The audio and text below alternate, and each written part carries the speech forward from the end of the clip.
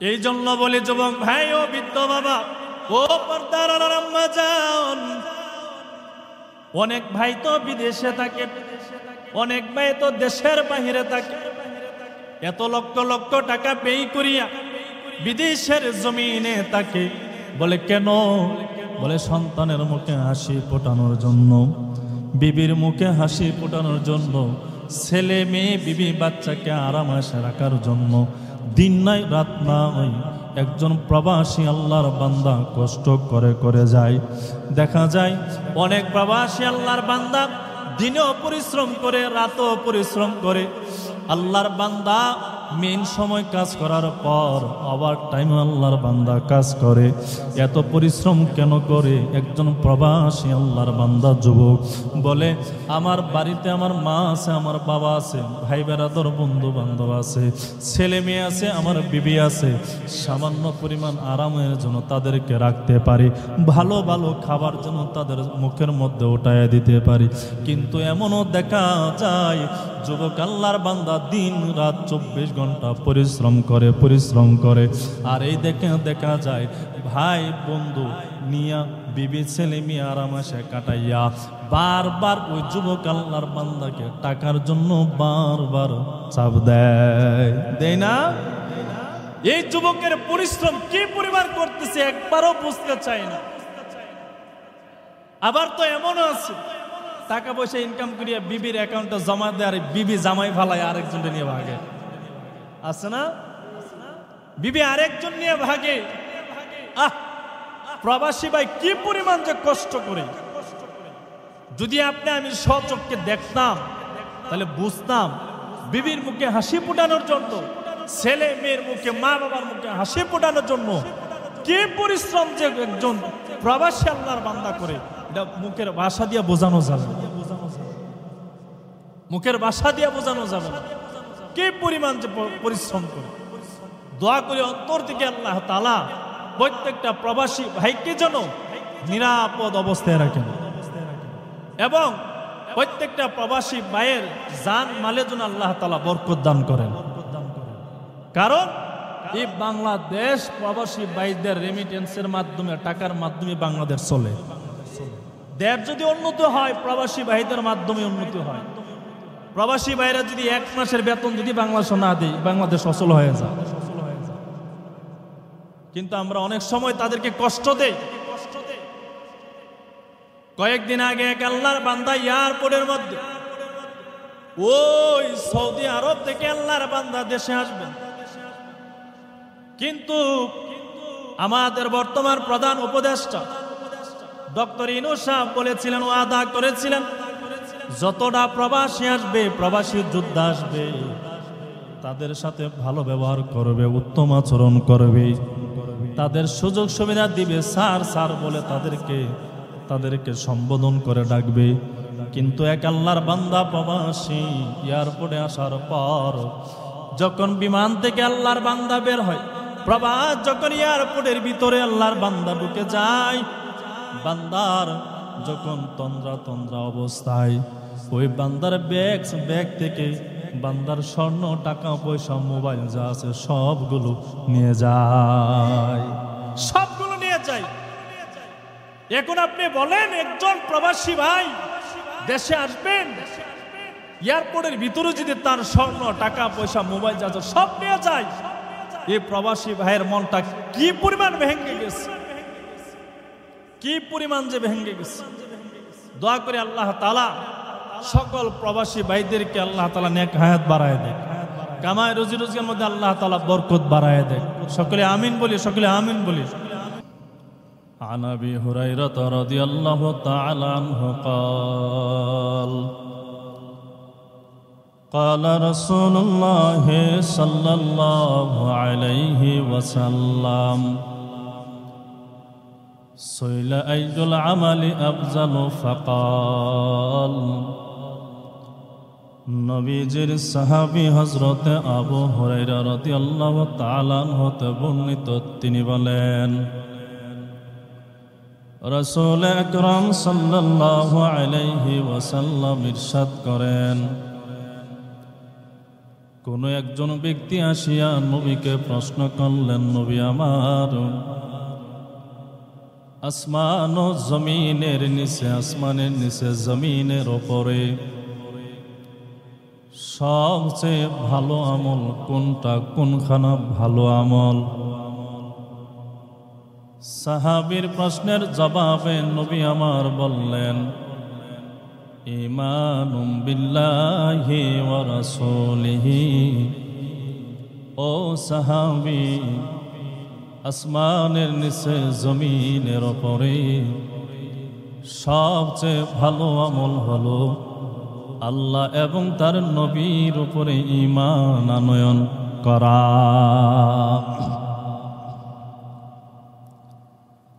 এরে 18 ভাগের মুসলমান শুনেন,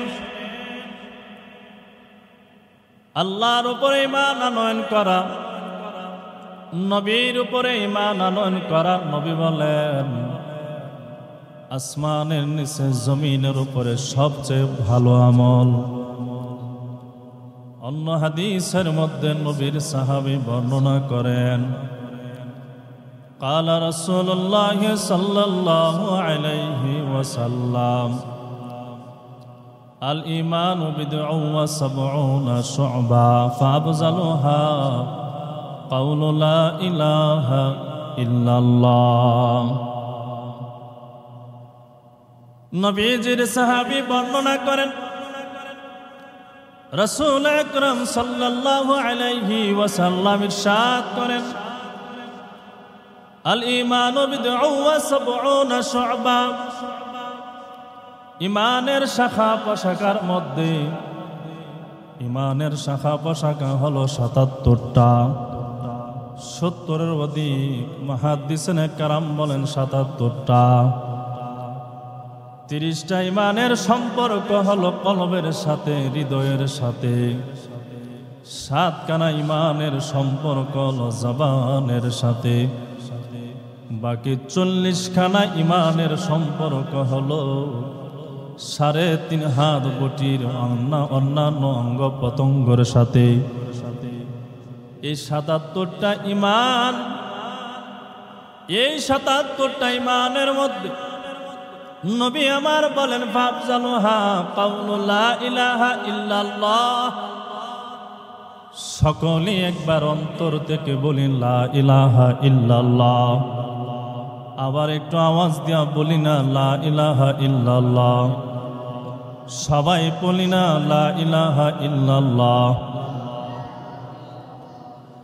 নবীজি আমার বলেন, লা ইলাহা ইল্লাল্লাহ হলো বড় দামি একটা কালেমা বাক্য।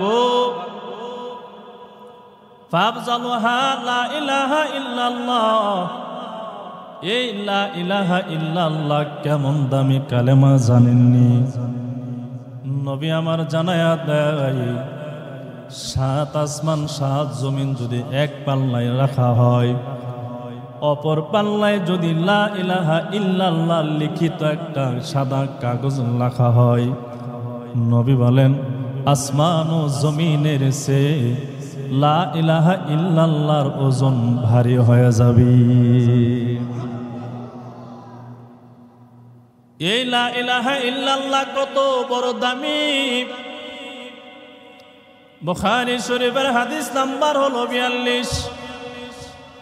নবীর সাহাবী আনাস রাদিয়াল্লাহু তাআলা আনহু قال قال رسول الله صلى الله عليه وسلم يخرج من النار। নবীজির সাহাবী হযরত আনাস রাদিয়াল্লাহু তাআলা আনহু হতে বর্ণিত, তিনি বলেন, রাসূল আকরাম সাল্লাল্লাহু আলাইহি ওয়াসাল্লাম ইরশাদ করেন, ইয়াখরুজু মিনান নার। যেই ওই বান্দাকে জাহান্নামের আগুন থেকে বের করে দেওয়া হবে। কোন বান্দাকে জাহান্নামের আগুন থেকে বের করা হবে? নবী বলেন, মান ক্বালা লা ইলাহা ইল্লাল্লাহ। যেই বান্দা পড়বে, বলবে, বিশ্বাস স্থাপন করবে লা ইলাহা ইল্লাল্লাহ, নবী বলেন ইয়াখরুজু মিনান নার, ওই বান্দাকে জাহান্নামের আগুন থেকে মুক্তি দেওয়া হবে। সুবহানাল্লাহ, জোরে বলি সুবহানাল্লাহ। এরপরে নবী আমার জানায়া দেয় ওয়াফি কলবিহি ওয়াজনু শাঈরাতিন মিন ঈমান।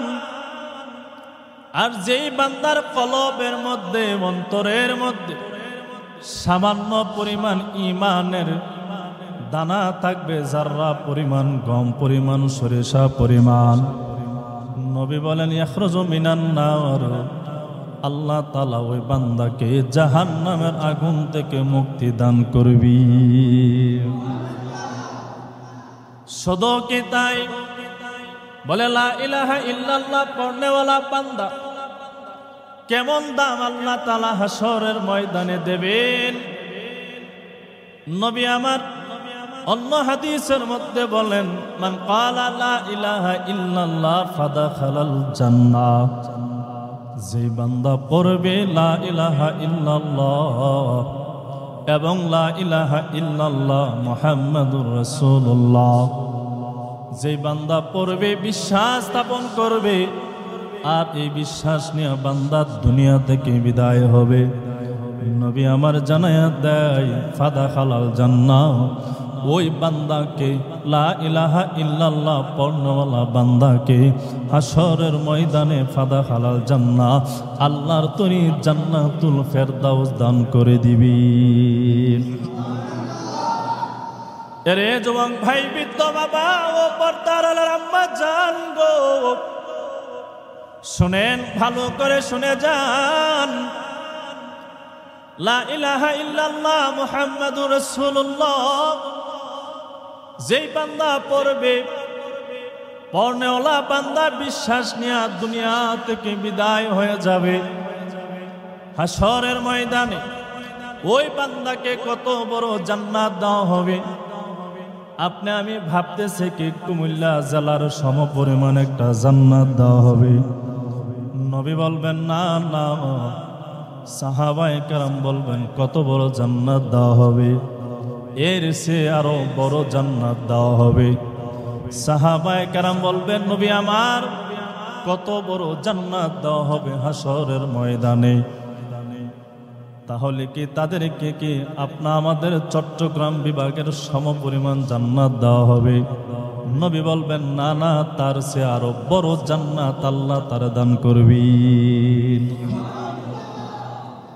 তাহলে কি আমাদের বাংলাদেশের সমপরিমাণ লা ইলাহা ইল্লাল্লাহ পড়নেওয়ালা বান্দাকে কি দান করা হবে? নবী বলবেন না না, তার চেয়ে আরো বড়।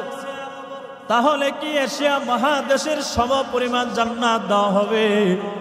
বলবে না না, তার চেয়ে আরো বড় জান্নাত হাশরের ময়দানে আল্লাহ দান করবেন। তাহলে কত বড় জান্নাত? বলে গোটা দুনিয়ার সমপরিমাণকে একটা জান্নাত দেবে। লা ইলাহা ইল্লাল্লাহ মুহাম্মাদুর রাসূলুল্লাহ এই বাক্য যেই বান্দা পড়বে, যেই বান্দা বিশ্বাস স্থাপন করে মারা যাবে, ওই বান্দাকে কি গোটা দুনিয়ার সমপরিমাণ জান্নাত দেবে? নবী বলবেন না না। সাহাবায়ে কেরাম বলবেন নবী গো, তাহলে কত বড় জান্নাত দেওয়া হবে?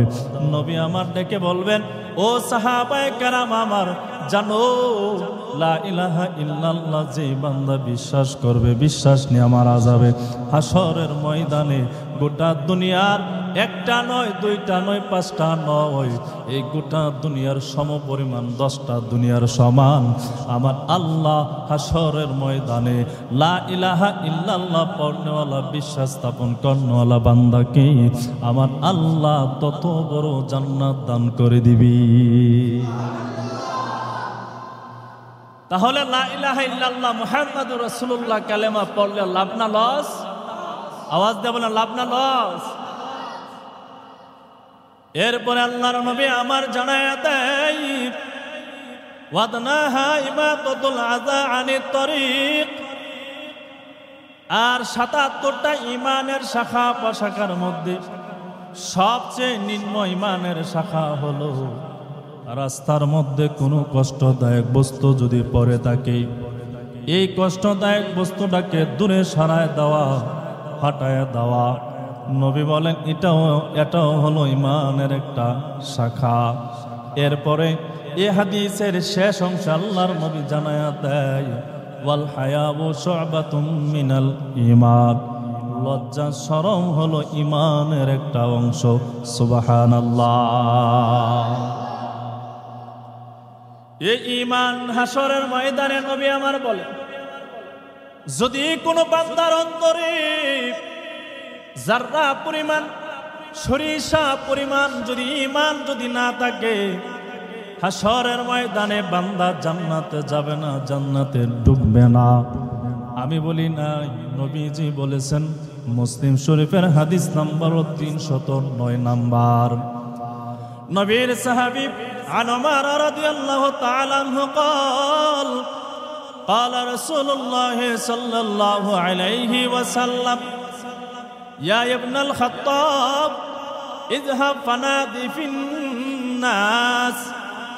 নবীজির সাহাবী হযরত ওমর ইবনে খাত্তাব রাদিয়াল্লাহু তাআলা আনহু হতে বর্ণিত, তিনি বলেন, রাসূল আকরাম সাল্লাল্লাহু আলাইহি ওয়াসাল্লাম ইরশাদ করেন, বলেন, নবীজি ডেকে বলেন, ইয়া ইবনুল খাত্তাব, এ খাত্তাবের সন্তান ওমর, ইজহাব ফানাদি ফিন্নাস, ইজহাব ফানাদি, যাও যাও মানুষদেরকে আহ্বান করে জানায় দাও, ফিন্নাস, মানুষের মধ্যে গিয়ে ঘোষণা দিয়ে দাও, হাসরের ময়দানে লা ইয়াদখুলুল জান্নাতা ইল্লাল মুমিনুন, মুমিন বান্দা ছাড়া, ইমানদার বান্দা ছাড়া, মুত্তাকি বান্দা ছাড়া হাসরের ময়দানে আল্লাহর তৈরি লা ইয়াদখুলুল জান্নাত, জান্নাতে ঢুকবে না। সকলে আওয়াজ দিয়া বলি নাউযুবিল্লাহ। ঈমান যদি না থাকে, যাররা পরিমাণ ঈমানও যদি কলবের মধ্যে না থাকে, হৃদয়ের মধ্যে যদি না থাকে, হাসরের ময়দানে ঈমান যদি না থাকে, জান্নাত পাওয়া যাবে না। এই জন্য আল্লাহ তাআলা রাব্বুল আলামিন ওই ইমানদার মুমিন মুত্তাকি বান্দাদেরকে ঘোষণা দিয়ে বলেন, সূরা বাকারার 257 নম্বর আয়াতে কালেমার মধ্যে আল্লাহ জানায়া দেয়, আল্লাহু ওয়ালিয়ুল্লাযীনা আমানু ইখরিজুহুম মিনান নূর মিনাজ যুলুমাতি ইলান নূর। আল্লাহ বলেন, আল্লাহু ওয়ালিয়ুল্লাযীনা আমানু, যারা মুমিন হবে, মুত্তাকি হবে, মুসলমান হবে, মুমিন মুসলমান নরনারী হবে, আল্লাহ বলেন দুনিয়ার জিন্দেগি নয়, কবরের জিন্দেগি নয়, হাসরের ময়দান পর্যন্ত আমি আল্লাহ মুমিন মুত্তাকি বান্দা বান্দীদের স্বয়ং আমি আল্লাহ অভিভাবক হয়ে যাব। ইলা যুলুমাতি মিনান নূর। আল্লাহ তাআলা জানায়, শুধুই কি আমি আল্লাহ অভিভাবক হব এমনটা না, যারা মুমিন হবে, মুত্তাকি হবে, আমি আল্লাহ তাআলা মিনাজ যুলুমাতি ইলান নূর, আমি আল্লাহ অন্ধকার থেকে তাদেরকে বের করে, অন্ধকার জুলুমাত, অন্ধকার মানে হলো জাহান্নাম, নূর মানে হলো আলো, আলো দ্বারা হলো জান্নাত। হাসরের ময়দানে আল্লাহ বলেন, আমার ওই ইমানদার বান্দা বান্দীদেরকে জাহান্নাম থেকে বের করে আমি আল্লাহর কুদরতি হাত দ্বারা জান্নাতের মেহমান বানায়া দেব। ইমানদার হলে আল্লাহ নিজেই জাহান্নাম থেকে আপনি আমাকে মুক্ত করে আল্লাহর তৈরি কোথায় দান আপনি আমাকে দিবেন? জান্নাতে দিবেন। কোথায় দিবেন? আওয়াজ দিয়া বলি না, কোথায় দিবেন? জান্নাত দিবেন আল্লাহ তাআলা। এই জন্য আল্লাহ তাআলা বলেন, যারা ইমানদার হবে, নেক কাজ করনেওয়ালা বান্দা বান্দি হবে, সূরা কাফের 107-8 নম্বর আয়াতে কালিমার মধ্যে আল্লাহ তাআলা জানায়া দেয়, ইন্নাল্লাযীনা আমানু ওয়া আমিলুস সলিহাত কানাত লাহুম জান্নাতুল ফিরদাউসি নুজুলা। আল্লাহ বলেন, নিশ্চয় যারা ইমানদার হবে, মুমিন হবে, ইমানদার মুমিন হওয়ার পরে যারা নেক আমল করবে, আল্লাহ বলেন কানাত লাহুম জান্নাতুল ফিরদাউসি নুজুলা, আমার ওই ইমানদার বান্দা বান্দীদেরকে হাসরের ময়দানে, নেক কাজ কর্ণওয়ালা বান্দা বান্দীদেরকে হাসরের ময়দানে আমি যে আল্লাহ জান্নাত বানাইলাম 8টা, এই 8টা জান্নাতের মধ্যে সবচেয়ে বড় দামি জান্নাত হলো, সবচেয়ে বড় জান্নাত হলো জান্নাতুল ফেরদাউস। আমি আল্লাহ ওই ইমানদার মুত্তাকি বান্দাদেরকে বান্দীদেরকে, নেক কাজ কর্ণওয়ালা বান্দা বান্দীদেরকে হাসরের ময়দানে আমি আল্লাহ জান্নাতুল ফেরদাউস দান করে দেব। কি দান করবে? জান্নাতুল ফেরদাউস। আল্লাহ কি বলছেন? বলে ঈমান আনবা, ঈমান আনার পরপরই নেক আমল করবা। নেক আমল যদি করো, হাসরের ময়দানে আমার তৈরি সবচেয়ে বড় নাজ নিয়ামতের জায়গা জান্নাতুল ফেরদাউস আমি আল্লাহ দান করে দেব। এরে যুবক ভাই, বৃদ্ধ বাবা, ও পর্দার আলার আম্মা জান, শুনেন আম্মা জান, ইমানদার হলে, মুমিন মুত্তাকি হলে, নেক আমল করনেওয়ালা বান্দি যদি হতে পারেন আম্মা জান, তাহলে হাসরের ময়দানে আল্লাহ তাআলা আপনার আমার নেক আমলের বিনিময়ে জান্নাত দান করবেন। কিন্তু ঈমান আপনার আমার এমন দুর্বল হয়ে গেছে, একজন ভিক্ষুক আল্লাহর বান্দা যদি সামনে দাঁড়াইয়া যদি 5 টাকা 10 টাকা আপনার আমার কাছে ভিক্ষা চায়, এরে তো দেই না, নাকের সেন্টার বাঁকা করিয়া ধমক দিয়া বলে, আর সময় কি পাইলি না টাকা নেওয়ার জন্য আসছো? যাও এখান থেকে বেগে যাও, না হলে গলায় ডাক্কা দিয়া বের করে দেব। এমন ইমানদার জমিনে আছে কি?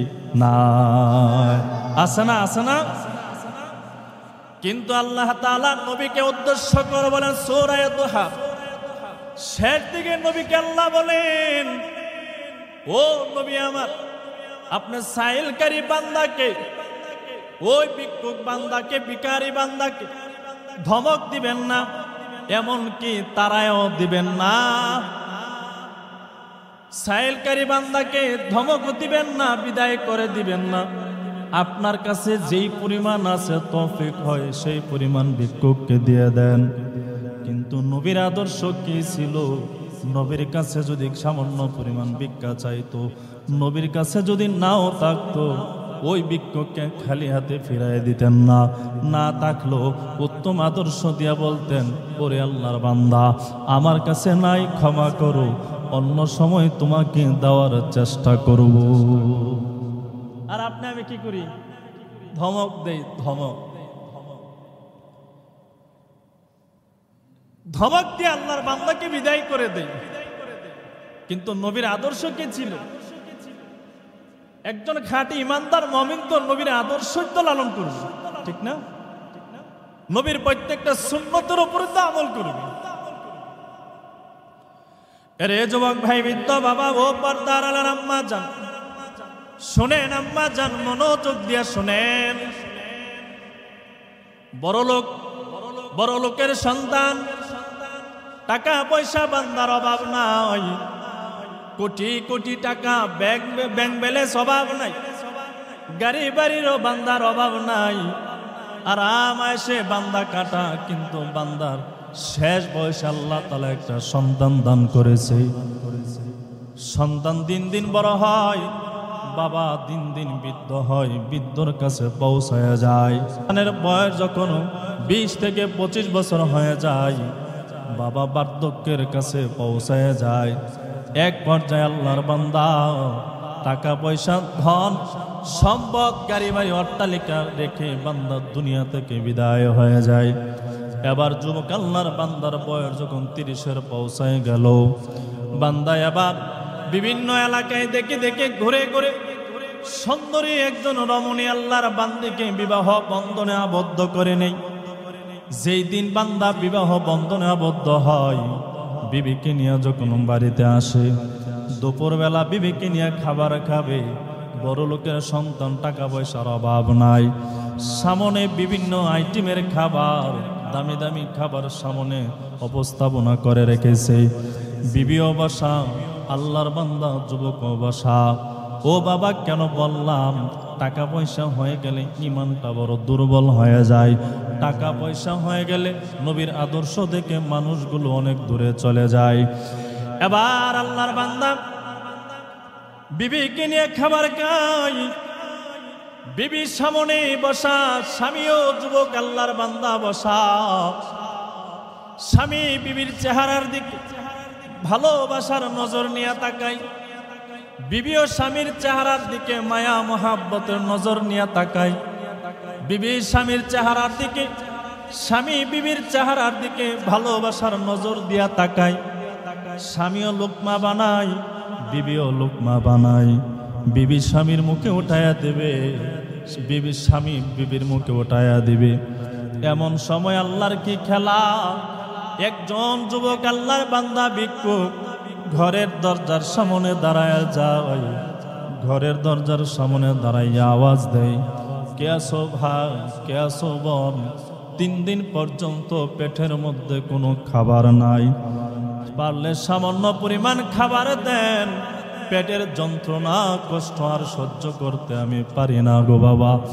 বলেন তো 18 ভাগের মুসলমান যেই বান্দার পেটে খিদা, ওই বান্দাদের খিদার যন্ত্রণা বুঝে, অন্য কেউ বুঝে না, ঠিক নি? যেই বান্দার পেটের মধ্যে ব্যথা, ওই বান্দাই বুঝে, অন্যজন কিন্তু বুঝে না পেটের ব্যথা। এবার যুবক আল্লাহর বান্দা 3 দিন পর্যন্ত খাবার নাই, আওয়াজ দেয়া বলে, কে আসো ভাই, কে আসো বোন? সামান্য পরিমাণ খাবার আমার দেন। যেই মাত্র ওই ভিক্ষুক যুবক আল্লাহর বান্দার কণ্ঠের আওয়াজটা ওই বড় লোক যুবকের কান বরাবর পৌঁছায় যায়, মেজাজটা গরম হয়ে যায়। এরে ভিক্ষুক, আর কি সময় পাইলি না?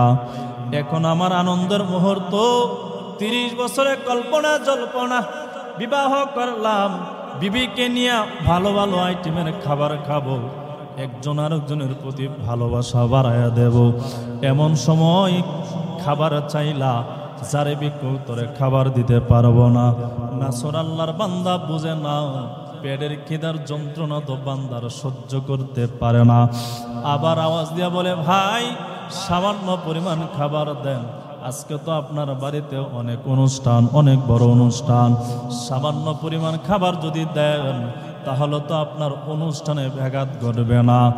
বারবার তাকিদ দেওয়ার পরও ঘরের ভিতর থেকে বড়লোক অহংকারী যুবক আবার আওয়াজ দেয়, এই ফকিন্নি চলে যা, যদি না যাও তাহলে গলায় ডাক্কা দিয়া তোমাকে বের করে দিতে বাধ্য হব। সকলে আওয়াজ দিয়া বলি নাউযুবিল্লাহ। এবার আবার ওই ভিক্ষুক আবার আওয়াজ দিয়া বলে, ও যুবক ভাই গো, সামান্য পরিমাণ খাবার দেন, পেটের যন্ত্রণা সহ্য করতে পারি না। এবার বিবি সামান্য পরিমাণ ধার্মিক ছিল, বিবি ডেকে ডেকে বলে, স্বামী আমার, সামনে অনেক ভালো ভালো আইটেমের খাবার আছে, অনেকগুলো খাবার, আমিও আপনি শেষ করতে পারবো না খেয়ে, যান সামান্য পরিমাণ খাবার ভিক্ষুককে দিয়ে আসেন। এবার স্বামী চোখ রাঙ্গায় বলে, বিবি সাবধান, আবার কিন্তু বলবা না। এবার বিবি চুপ হয়ে যায়, আবার ভিক্ষুক ডাক দেয়, দেন না সামান্য পরিমাণ খাবার দেন। এবার বড়লোক যুবক রাগ মেজাজ নিয়ে ঘর থেকে বের হয়ে আসিয়া ভিক্ষুককে বিভিন্ন ধরনের গালিগালাজ করে। এক পর্যায়ে রাগান্বিত হইয়া ওই যুবক ভিক্ষুকের গলার মধ্যে তাফা মারিয়া ধরিয়া ধাক্কা দিয়া জমিনের উপরে ফেলে দেয়। নাউযুবিল্লাহ।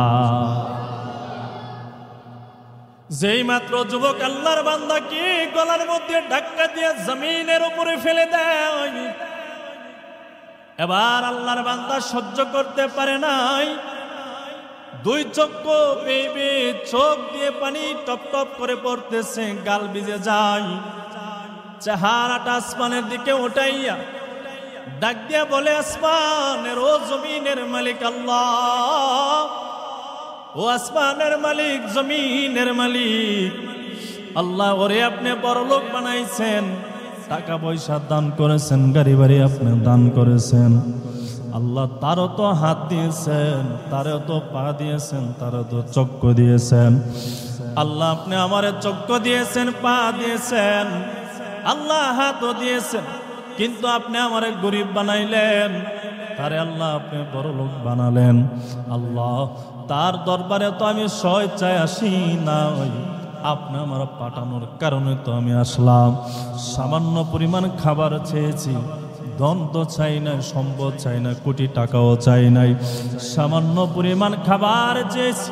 আল্লাহ ওই বড় লোক যুবক আমার সামান্য পরিমাণ খাবারও দেয় নাই, অপমান করিয়া গলার মধ্যে ধাক্কা দিয়া জমিনের উপরে ফেলে দিয়েছে। আল্লাহ আপনার কাছে নালিশ দেয়, আপনার কাছে বিচার দেয়, যতক্ষণ পর্যন্ত এই বড় লোক অহংকারী যুবককে দুনিয়াতে শাস্তি দিবেন না, ততদিন পর্যন্ত আল্লাহ এই অহংকারী যুবককে মরণ দিবেন না। আল্লাহর বান্দা ভিক্ষুক দোয়া করতে সময় হয়, আল্লাহ তাআলা ওই ভিক্ষুক বান্দার দোয়া কবুল করতে সময় হয় না। সুবহানাল্লাহ। এই জন্য নবী আমার তিরমিজি শরীফের এক হাদিসের মধ্যে নবী জানায়া দেয়, নবীজি আমার বলেন, ও আমার সাহাবায়ে কেরাম, তিনটা জিনিস আল্লাহ তাআলা আল্লাহর কাছে দোয়া করতে সময় হয়, বান্দা দোয়া করতে সময় হবে, ওই তিন ব্যক্তি দোয়া করনলা বান্দার দোয়া আল্লাহ কবুল করতে সময় করবেন না। এর মধ্যে এক নাম্বার হলো দাওয়াতুল মাজলুম। মাজলুম বান্দা যদি জালেমের বিরুদ্ধে যদি হাত উঠাইয়া যদি দোয়া করে, আসমান ও জমিনের মালিক আল্লাহ তাআলা ওই মাজলুম বান্দার বদদোয়া জালেমের বিপক্ষে সাথে সাথে কবুল করে নেই। সুবহানাল্লাহ। এই জন্য অন্যায়ভাবে কাউকে গালি দেওয়া যাবে না, অন্যায়ভাবে কারো বিরুদ্ধে সমালোচনা করাও যাবে না। কারণ আপনি যদি অন্যায়ভাবে সমালোচনা করেন, গালি দেন, তার আঘাত দেন, এইটা তার প্রতি জুলুম করা হলো, আপনি জালেম হয়ে গেলেন, ও মাজলুম হয়ে গেল। ও যদি আপনার বিরুদ্ধে যদি আল্লাহর কাছে যদি বদদোয়া দেয়, আল্লাহ আমি তো অন্যায় করি নাই, অপরাধ করি নাই, আমার উপর জুলুম করেছি, ওই মাজলুমের দোয়া আল্লাহর সাথে সাথে কবুল করে নিন। এবার আল্লাহর বান্দা কেঁদে কেঁদে বাড়ি ছেড়ে চলে যায়। অহংকারী যুবক ঘরের ভিতরে যখন ঢুকে, বিবিত ঘরের ভিতর থেকে সবগুলো দৃশ্য দেখলো। এবার অহংকারী স্বামীকে ডেকে ডেকে বলে, স্বামী আমার, এই ভিক্ষুক তো সামান্য পরিমাণ খাবারে চেয়েছিল, তারে যদি খাবার আপনি নাই দেন, তাহলে গলায় ডাক্কা দিয়া কেন বের করে দিলেন গো স্বামী? তারা তো বিদায় করে দিতে পারতেন, কিন্তু গলার মধ্যে ডাক্কা দিয়া কেন অপমান করে জমিনের উপরে ফেলে দিলেন? এবার অহংকারী স্বামী বলে, বিবি তোমাকে কবুল করে আনলাম, এখনই দিকে প্রথম দিনই দিকে আমার জবানের উপরে মুখের উপরে কথা বলো, যদি বেশি বাড়াবাড়ি করো তোমার নিয়ে সংসার করবো না, তালাক দিয়ে দেব। এবার বিবি ডেকে ডেকে বলে, স্বামী গো, এই ধরনের অহংকারী স্বামীর সংসার আমার করার দরকার নাই, তুমি আমার তালাক দিবা কি? আমি তোমার তালাক দিয়া বাবার বাড়িতে চলে যাই। বাবার বাড়িতে চলে যাই। ওই যে মাজলুম বান্দা বদদোয়া দিয়েছিল, কিভাবে আল্লাহ কবুল করে?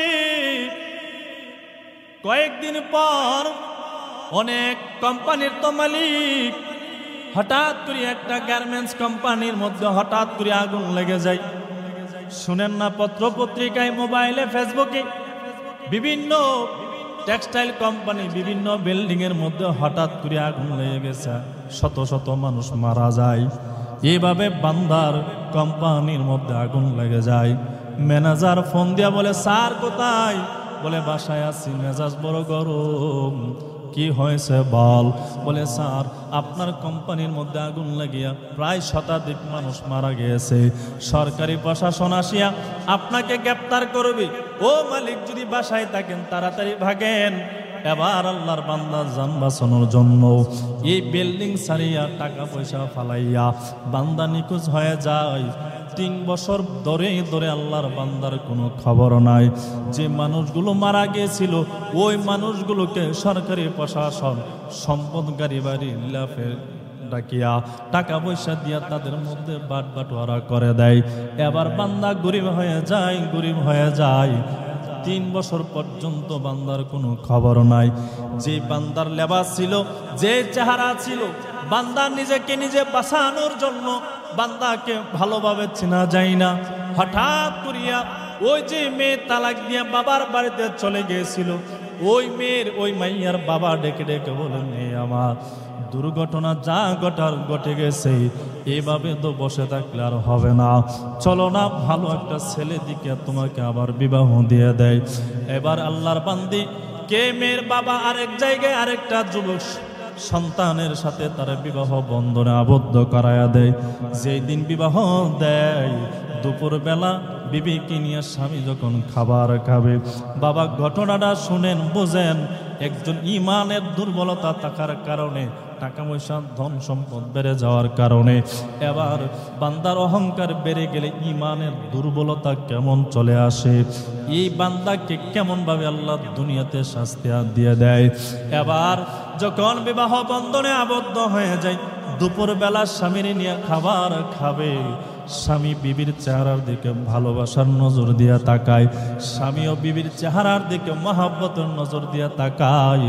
এমন সময় স্বামী লুকমা বানাইয়া বিবির মুখের মধ্যে উঠাইয়া দিবে, বিবি দিবে স্বামী, স্বামী দিবে বিবির মুখে।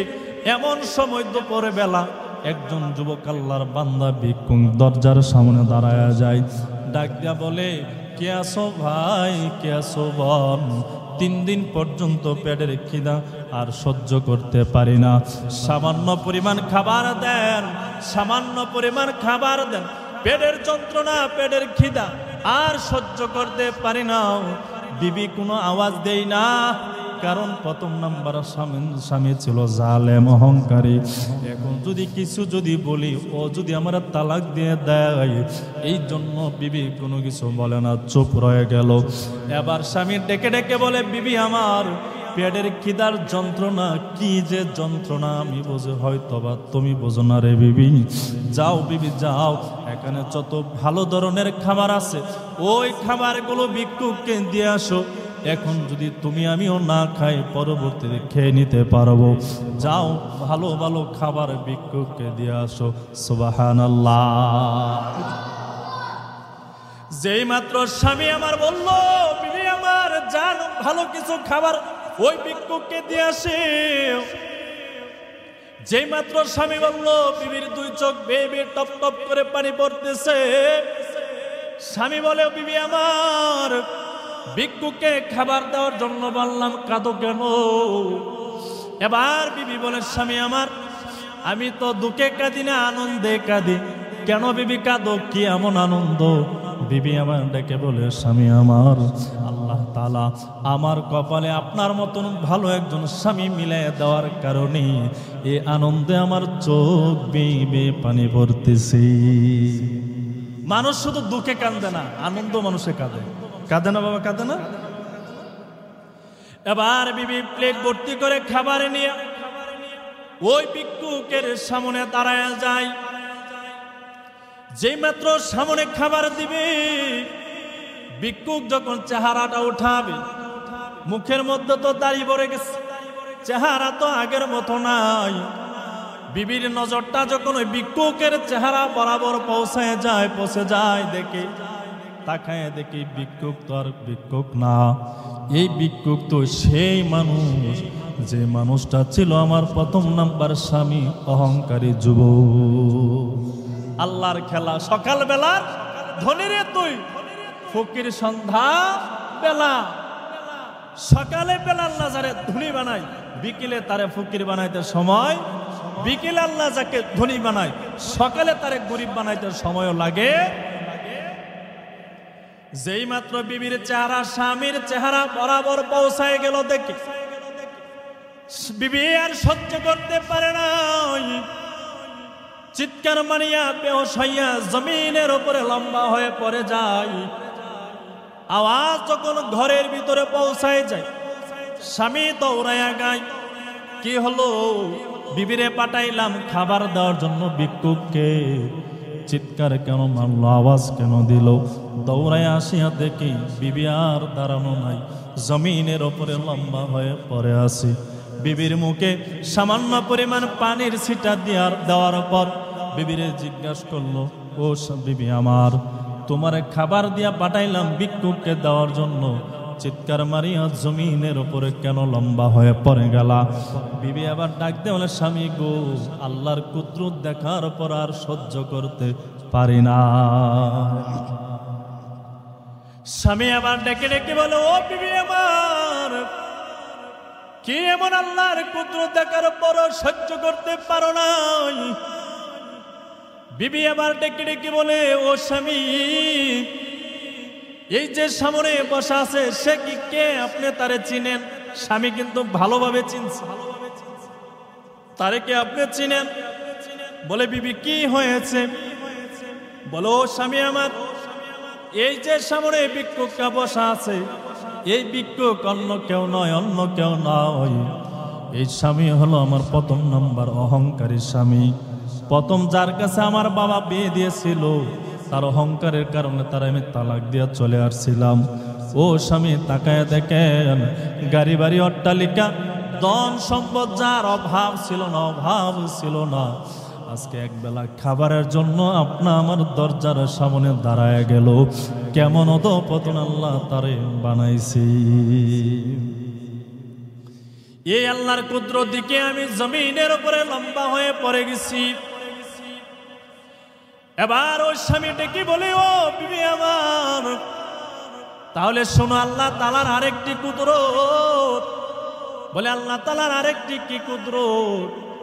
বলে, যেই দিন তোমার এই স্বামীকে নিয়ে দুপুর বেলা খাবার খাবা, সামনে অনেক ধরনের আইটেমের খাবার, ভালো ভালো খাবার, ওই দিন দুপুর বেলায় একজন ভিক্ষুক যুবক তোমাদের ঘরের দরজার সামনে দাঁড়ায় গেছে, আওয়াজ দিয়েছিল, 3 দিন পর্যন্ত খাবার খাই না, পেটের খিদা যন্ত্রণা আর সহ্য করতে পারতেছে না, সামান্য পরিমাণ খাবার চেয়েছিল, কিন্তু তোমার এই স্বামী তারে সামান্য পরিমাণ খাবার দেয় নাই। অহংকারের কারণে গলার মধ্যে ধাক্কা দিয়া তারে জমিনের উপরে ফেলে দিয়েছিল। ওই দিনের ভিক্ষুক আঘাতটার সহ্য করতে পারে নাই। ওই দিনের ভিক্ষুক কান্নামাকা আওয়াজ দিয়া, জবান দিয়া আল্লাহ তাআলার কাছে দোয়া করেছিল, বদদোয়া করেছিল, আল্লাহ, এই সামান্য পরিমাণ খাবার চেয়েছিলাম, আমি ভিক্ষুককে সামান্য পরিমাণ খাবার দেই না, অপমান করেছে, জমিনের উপরে গলায় ধাক্কা দিয়া ফেলে দিয়েছে, আল্লাহ, তার শাস্তি না দিয়া জমিন থেকে বিদায় করবা না। ওই দিনের ভিক্ষুকের বদদোয়া আল্লাহ কবুল করে নিয়েছে। এবার বিবি বলে, স্বামী গো, ওই দিন ভিক্ষুক দুপুরবেলা খাবার চেয়েছিল, গলায় ধাক্কা দিয়া জমিনের উপরে ফেলে দিয়েছিল। ও স্বামী আমার, এই ঘটনা আপনি জানেন কিভাবে? এই ঘটনাটা আপনি জানেন কিভাবে? এবার দ্বিতীয় স্বামীর ডাক দিয়ে বলে, বিবি আমার, ওই দিনের ভিক্ষুক আর কেউ নয়, ওই দিনের ভিক্ষুক আর কেউ নয়, ওই দিনের ভিক্ষুক হলো তোমার সামনে দাঁড়ায় আছে তোমার দ্বিতীয় নাম্বার স্বামী। আল্লাহ কাকে কোন অবস্থায় কোন অবস্থা নিয়ে দাঁড় করা বলা যা?